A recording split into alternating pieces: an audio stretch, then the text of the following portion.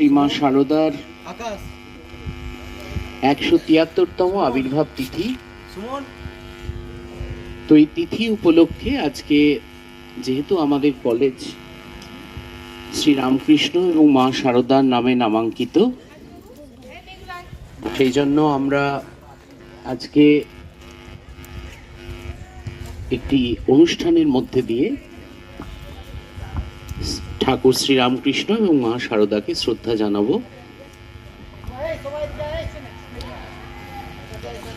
প্রথমে মাল্যদানের মধ্যে দিয়ে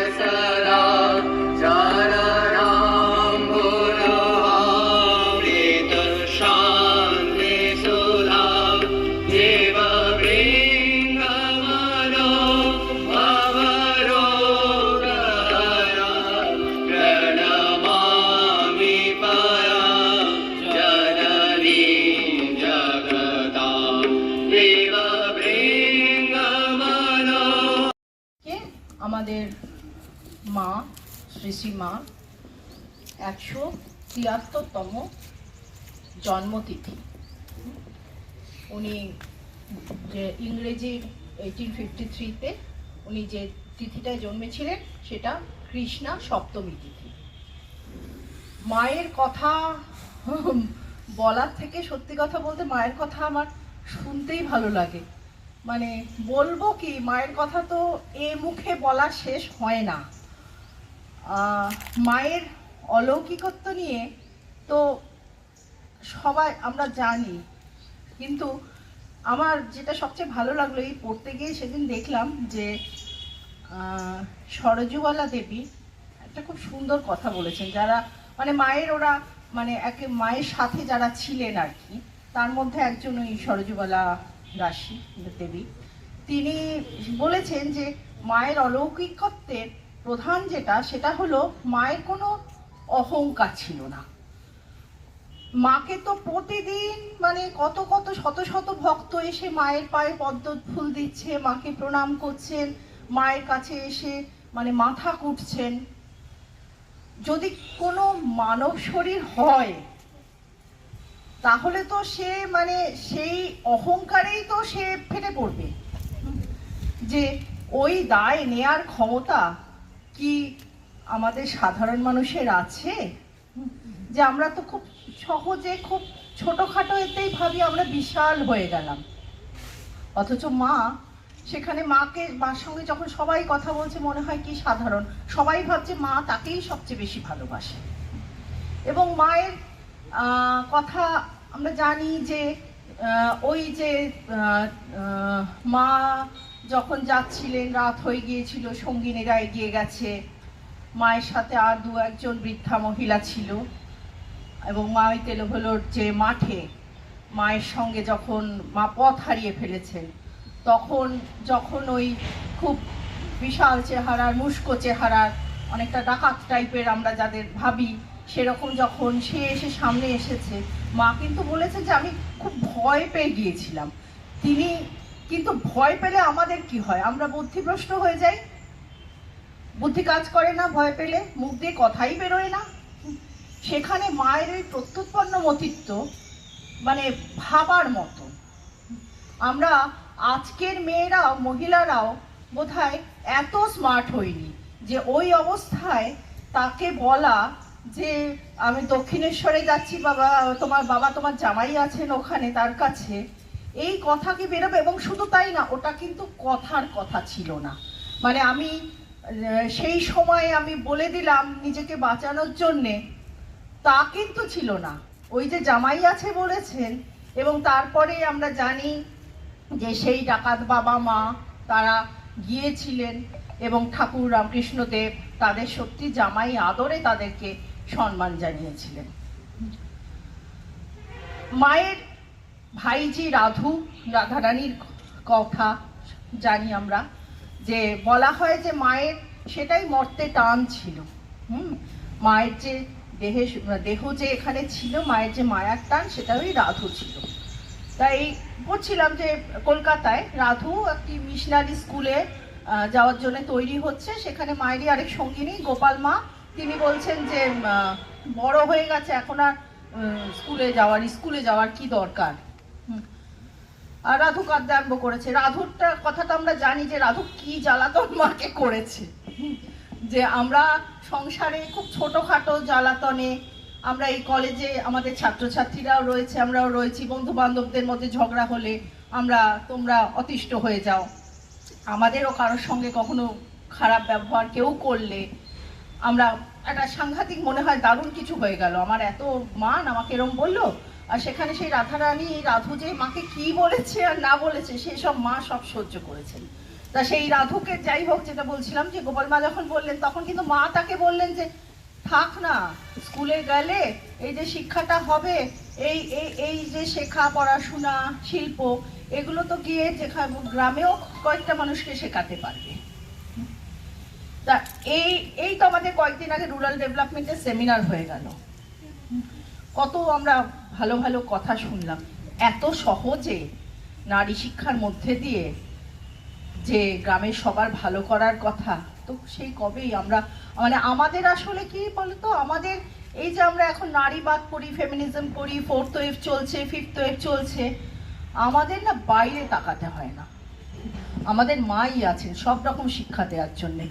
ছোট ছোট এই দেখছিলাম যে সে কিন্তু সংসারকে কখনো অবহেলা করে মা কোনো কাজ করেনি। তা তো এত ভক্ত মায়ের সবাই আসছেন, কেউ এসে পাপ করে, কোনো ছেলে এসে বলছে মা আমি যে কি পাপ করেছি তোমার কাছে আমি বলতেও পারবো না, মা হাত বুলিয়ে বলছে যে আরে মা তো তুমি তো ছেলেই আমার।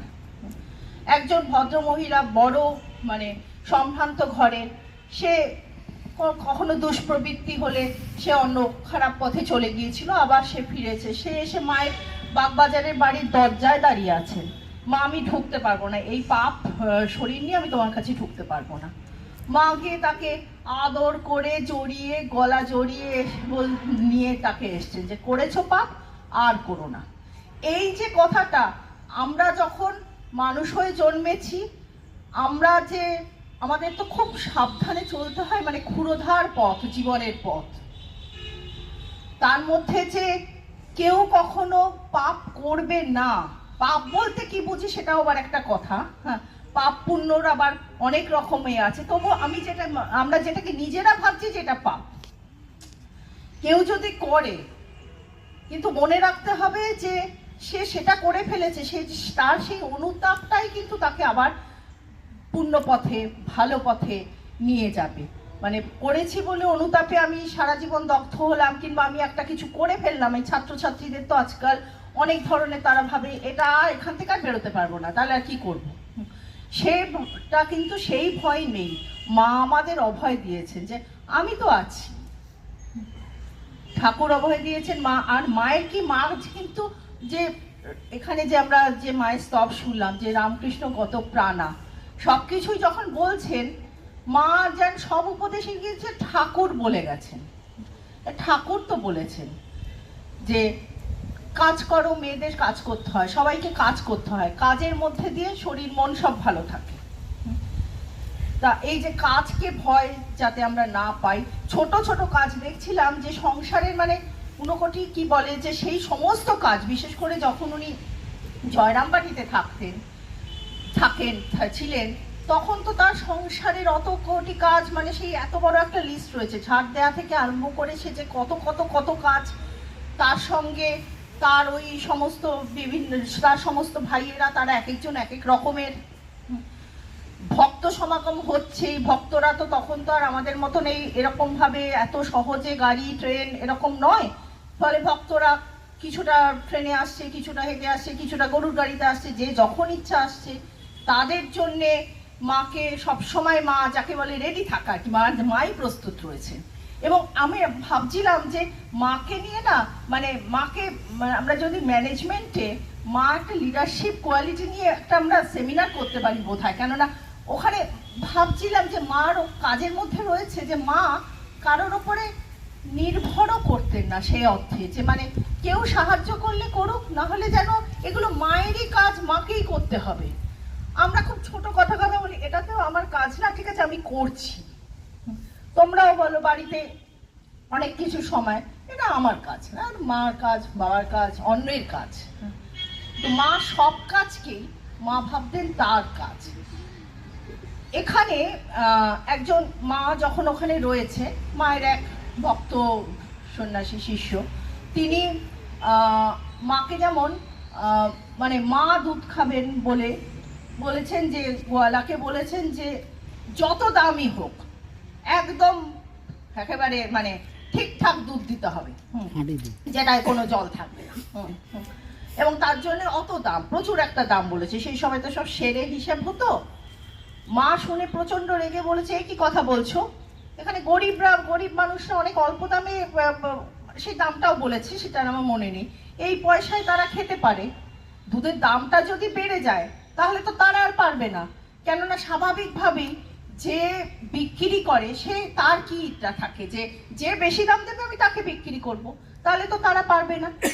সে ছাড়াও একটা মজার কথা বলেছে যে গোয়ালা দুধে জল মেশাবে, তো বেশি দাম পেলে যে আরো বেশি মেশাবে না তার কি মানে। তা যাই হোক, আমি আজকে আর খুব কিছু বলবো না, সবাই মায়ের কথা সবাই জানে। আর মায়ের যে রামকৃষ্ণং জগদ্গুরু পাদ পদ্মে তয়ো শ্রুত্বা প্রণমামি মুহুর্মুহু। আমার ছোট্ট বক্তব্যের প্রথমেই মাননীয় অধ্যক্ষাকে আমার শ্রদ্ধা জানাই, আমার অন্যান্য শিক্ষক শিক্ষিকা শিক্ষাকর্মী বৃন্দদের আজকের দিনে শুভেচ্ছা। আর তোমাদের ছাত্রছাত্রীরা যারা এসেছো আজকে শ্রী শ্রী মায়ের পদপ্রান্তে, বলবো তাদেরকে মায়ের কাছে প্রার্থনা করি তার আশীর্বাদ তোমাদের মস্তকে বর্ষিত হোক। আজ শ্রী শ্রী মায়ের 173তম জন্মতিথি। একটু আগে ম্যাডাম বললেন, খুব সুন্দরভাবে কয়েকটি ঘটনার কথা উল্লেখ করলেন। আমরা শ্রী শ্রী মায়ের জীবন আজকে একটু অনুধ্যান করছি, এবং আমাদের কলেজ মানে মা এবং ঠাকুর দুজনের নামাঙ্কিত একটি কলেজ। শ্রী শ্রী রামকৃষ্ণের নামে অনেক কলেজ আছে, শারদামণি দেবীর নামেও অনেক কলেজ আছে, এবং এরকম কলেজ খুব কম আছে যেখানে দুজনের নামটি সংযুক্ত আছে। কারণ কলেজটির অবস্থান এমন একটি জায়গায়, একদিকে ঠাকুরের জন্মস্থান, একদিকে মায়ের জন্মস্থান। আমরা যেন সেই মাঝখানে একটা তাদের অভয়ারণ্যে একটা প্রোটেক্টেড জায়গায় আছি, ঠাকুরের আশীর্বাদ নিয়ে এবং মায়ের আশীর্বাদ নিয়ে। শ্রী শ্রী মা সাক্ষাৎ জগদম্বা, তাকে মানে ঠাকুর সম্পর্কে অনেক আলোচনা করেছি বিভিন্ন জায়গায়, স্বামীজি সম্পর্কে করেছি, কিন্তু মায়ের কথা যখন বলতে যাই তখন যেন একেবারে খেই হারিয়ে ফেলে। মানে একেবারে সাক্ষাৎ মহামায়ার আবির্ভাব, তো তার ইচ্ছা ছাড়া তাকে স্মরণ মনন নিদিধ্যাসন করা সম্ভব নয়। তিনি একেবারে যদি বলা যায় দশ মহাবিদ্যা, এই দশ মহাবিদ্যার একটা সম্মিলিত রূপ নেমে এসেছিল। বৈকুণ্ঠ হতে লক্ষ্মী এলো পৃথিবীর এই মাটিতে জয়রাম বাটিতে। 1260 8ই পৌষ।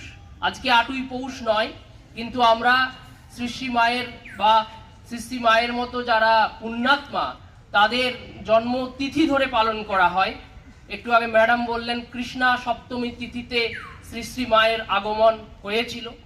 অবতার পুরুষ তার কিছুদিন আগে এসেছিলেন পূর্ণ ব্রহ্ম নারায়ণ ভগবান শ্রীরামকৃষ্ণ দেব।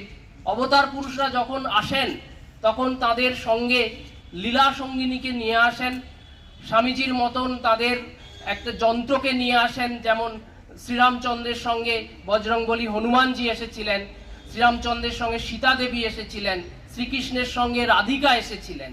তো আমার যেটা মনে হয়, শ্রী শ্রী মায়ের কথা যত পড়ি, পুরাণ ভাগবত সব জায়গাতেই আরো অনেক অবতাররা এসেছেন, আবার হয়তো আগামী দিনে অবতাররা আসবেন, সম্ভবামী যুগে যুগে হয়তো ভগবান শ্রীরামকৃষ্ণ দেবের মতন আরো কোনো অবতারের আবির্ভাব হবে। এসেছেন, বিভিন্ন ধর্মেই আসেন, যিশু খ্রিস্ট এসেছিলেন, বুদ্ধদেব এসেছিলেন, বিভিন্ন জায়গাতে তাদের আবির্ভাব হয়। ওই যদা যদা হি ধর্মস্য গ্লানির্ভবতি ভারত অভ্যুত্থানম অধর্মস্য তদাত্মনম সৃজম্যহম। এই পৃথিবীকে গ্লানি মুক্ত করার জন্য তাদের আবির্ভাব হয়। হয়তো ভগবান শ্রীরামকৃষ্ণ দেবের মতন আরো একজন আসবেন, কিন্তু আমার মনে হয় শ্রী শ্রী মায়ের মতো আরো একজন আসা হয়তো সম্ভব নয়। মায়ের কোনো দ্বিতীয় রূপ হয় না। অনেক বেদ বেদান্ত পুরাণ যদি আমরা পড়ি, শ্রী শ্রী মায়ের মতন আরেকটি চরিত্র আমরা পাবো না। আমরা রাধাকে পাবো, সীতাকে পাবো, মেরি মাতাকে পাবো, কিন্তু শ্রী শ্রী মায়ের মতন সম্ভব না। তিনি অবগুণ্ঠনের আড়ালে এসেছিলেন, অর্থাৎ নিজে যে কি সেই শক্তিটাকে যতটা সম্ভব অপ্রকাশিত রেখে তিনি যে কাজটা করে গেলেন অত্যন্ত নীরবে নিভৃতে, সেটাকে আমাদের বুঝতে হবে। এবং তার এই মহান জীবন তিনি যেটা রেখে গেছেন, তার যে একটা অসাধারণ আধ্যাত্মিক শক্তি, সেটাকে বোঝা তো সম্ভব নয়। চেষ্টা করতে হবে, একটু আধটু বুঝতে হবে, কিন্তু তার চেয়ে তিনি ব্যবহারিক জীবনে যে কাজটা করে গেলেন। ঠাকুরের প্রচুর দীক্ষিত ভক্ত আছে, কিন্তু এখন রিসার্চ করে দেখা যাচ্ছে শ্রীরামকৃষ্ণ দেবের দীক্ষিত ভক্ত সংখ্যা হয়তো শখানেক, তাদের নাম ধামও পাওয়া যাচ্ছে, কিন্তু মায়ের ভক্ত সংখ্যা যে কত অগণ্য, এই ভক্ত সংখ্যা কিন্তু আমরা কাউন্ট করে শেষ করতে পারবো না। বিষ্ণুপুরে শ্রী শ্রী মা ট্রেন ধরতে গেছেন কলকাতা যাওয়ার জন্য, সেখানে একজন কুলির সঙ্গে দেখা। সেই কুলির নাম না জানা অজ্ঞাত কুলশীল সেই কুলি শ্রী শ্রী মাকে দেখে চিনে ফেলেছেন। চিনে ফেলে বলছেন যে আপনাকে তো সেই সীতা দেবীর মতো লাগছে। বিহারি কুলি, বাঙালি নয়, কিন্তু মাকে দেখে, মায়ের কোনো ব্যাকগ্রাউন্ডও জানেন না, কোথার থেকে এসেছেন, কি তার পরিচয়, কিছুই জানেন না, কিন্তু তার মধ্যে একটা আধ্যাত্মিক চেতনা হলো। তিনি শ্রী শ্রী মায়ের চরণে পড়ে বুনো ফুল দিয়ে মাকে প্রণাম করলেন। সঙ্গে সঙ্গে একটা শিহরণ যারা সেখানে ছিল সবার মধ্যে একটা সঞ্চারিত হলো। শ্রী শ্রী মা কোনো স্থানকাল পাত্রের বিবেচনা না করেই সেখানে তাকে দীক্ষা দিয়ে দিলেন। কোনো কিছু ভাবনা চিন্তা নয়, যে কোনো কিছু রিচুয়ালস মেনটেন করা নয়। মায়ের কাছে যারা আসতো কেউ কিন্তু তার স্নেহ থেকে বঞ্চিত হতো না। আমরা আজকে সেই জগৎজননীর চরণে সেই প্রার্থনাই করব, আমরা যেন তার স্নেহ এবং আশীর্বাদে পরিপুষ্ট হয়ে পূর্ণাঙ্গ মানুষ হতে পারি। নমস্কার। মায়ের জন্মতিথি আমি সকলকে, আমাদের ম্যাডামকে আগে আমি অভিনন্দন জানাবো। এই কারণে আমি দীর্ঘ 38 বছর এই কলেজে আসছি। এই প্রথম আমাদের কলেজে আমাদের প্রিন্সিপাল ম্যাডামের উদ্যোগে, আমাদের মাননীয় ম্যাডামের উদ্যোগে আমাদের কলেজে আজকে মা শারদার এই জন্মতিথি নিয়ে আজকে একটা যে আলোচনা হলো, সেই জন্য যেন আগামী দিনেও এরকম এক ঠাকুরের এবং মায়ের যাদের নামে কলেজ, তাদের দিনটা যেন স্মরণীয় করে পালন করা হয়। এবং আমাদের আজকে ছাত্রছাত্রীরা, আমাদের মাননীয় অধ্যাপকবৃন্দ এবং আমাদের সাথী শিক্ষাকর্মীবৃন্দ সকলকে বলবো, আপনাদের যেন এই উদ্যোগটা থাকে আগামী দিনে ঠাকুর এই মায়ের জন্মতিথি উপলক্ষে, যাদের নামে এই পবিত্র আমাদের এটা মানিক রাজার আম্মা গান, এখানে আমাদের ঠাকুর খেলাধুলা করতেন। সেই পবিত্র ভূমিতে আমাদের এখানে সোশ্যাল ফাংশনে অনেক দূর দূরান্ত থেকে শিল্পীরা আসতেন, এ বলতেন এটা ঠাকুরের জন্মভূমি।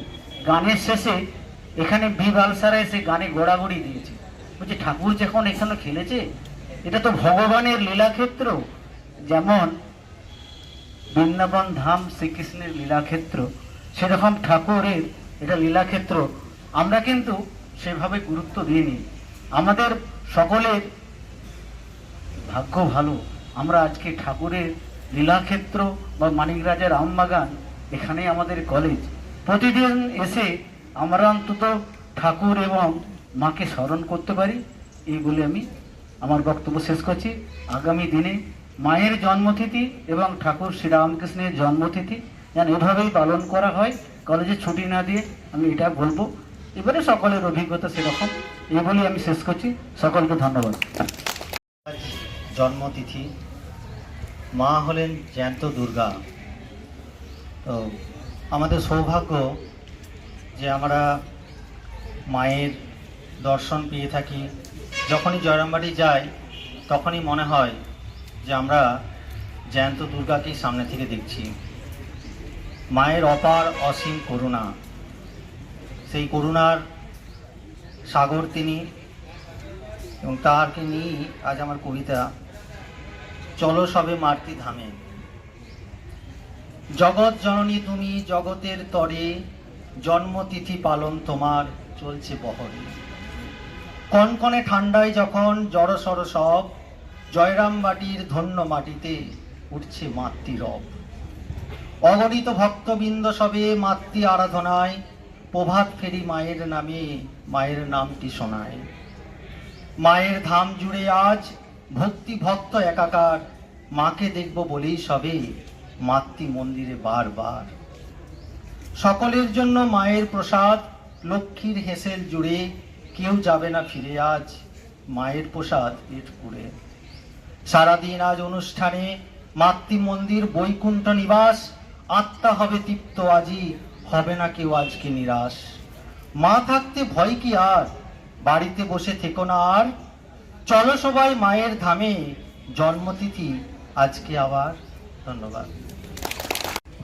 ভগবান শ্রীরামকৃষ্ণ দেব কি, ভগবান শ্রীরামকৃষ্ণ দেব কি, জগৎ জননী সারদা দেবী কি, জগৎ জননী সারদা দেবী কি, স্বামী বিবেকানন্দ কি, বীর সন্ন্যাসী স্বামী বিবেকানন্দ কি, জগৎ জননী সারদা দেবী কি।